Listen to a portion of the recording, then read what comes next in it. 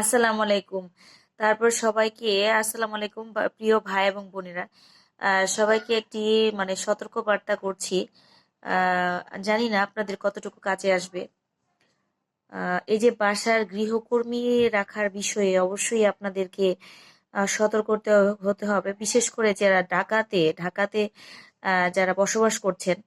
আমি তাদের উদ্দেশ্যে বলছি যে এতটা নির্ভরশীল হবেন না কাজের মহিলার উপরে, কাজের মেয়েদের উপরে। এরকম ঘটনা কিন্তু আমাদেরকে অনেক আগে থেকেই সতর্ক করছে, যেটা ঢাকার মোহাম্মদপুরে আজকে ঘটে গেল।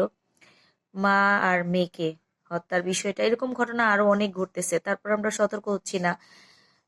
অবশ্যই কাজের মেয়ে রাখার বিষয় হলে আপনারা ভোটার আইডি কার্ড রাখবেন, তার ছবি রাখবেন, তার আসল যেই ঠিকানাটা বা যেখানে যাদের মাধ্যমে সেই গৃহকর্মীকে আপনি নিয়োগ দিয়েছেন তার সঠিক পরিচয়টা অবশ্যই জানানোর চেষ্টা করবেন, এবং আগে থেকে তার বিষয়ে একটা থানাতে ইনফরমেশন দিয়ে রাখবেন এবং বাসাতে একটা ইনফরমেশন দিয়ে রাখবেন। যদি আপনি বাসার ভাড়াটিয়া হয়ে থাকেন তাহলে অবশ্যই বাড়িওয়ালার কাছে, সেই গৃহকর্মী বা দারোয়ানের কাছে একটা অবশ্যই একটা আইডেন্টি দিয়ে রাখা উচিত।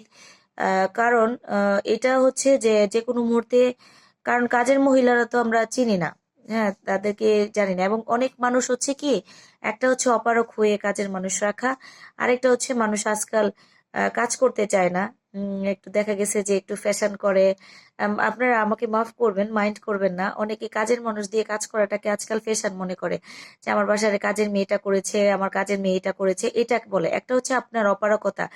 কাজ করলে কিন্তু আসলে শরীর আল্লাহর মতে ভালো থাকে, সুস্থ থাকে। আমি তারপরেও কিছু কিছু কাজ আছে যেটা আসলে অনেক সময় অনেক ক্ষেত্রে পারা যায় না, সেই ক্ষেত্রে একজন কাজের মানুষ রাখতে হয়। তবুও আপনারা অবশ্যই সতর্কতা অবলম্বন করে সেটা রাখার চেষ্টা করবেন।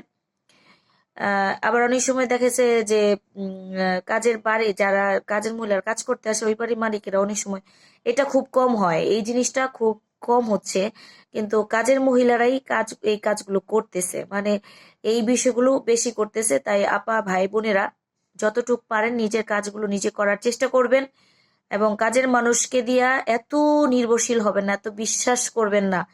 ঠিক আছে? যদি বিশ্বাস করেন তাহলে এ ধরনের পরিস্থিতি আপনার আমাদের যে কোনো মুহূর্তে হতে পারে। অবশ্যই কাজের মহিলার একটা পরিচয় রেখে কাজের মানুষ রাখবেন, কারণ যে কোনো সময় যে কোনো ধরনের একটা দুর্ঘটনা হলে যেন তাকে খুঁজে পাওয়া যায়, তাকে শনাক্ত করতে পারেন, আপনারা নিরাপদ থাকেন, সবাই যেন নিরাপদ থাকতে পারি আমরা, সেই বিষয়ে আমরা অবশ্যই একটু সতর্ক হব।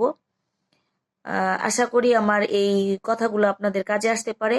আর যারা এই ধরনের অপকর্ম করবে না, তারা দেখবেন যে এসব নিয়ম কানুন মেনেই আপনার বাড়িতে কাজ করবে। সেজন্য একটু বুঝে শুনে কাজের মানুষ রাখার চেষ্টা করবেন।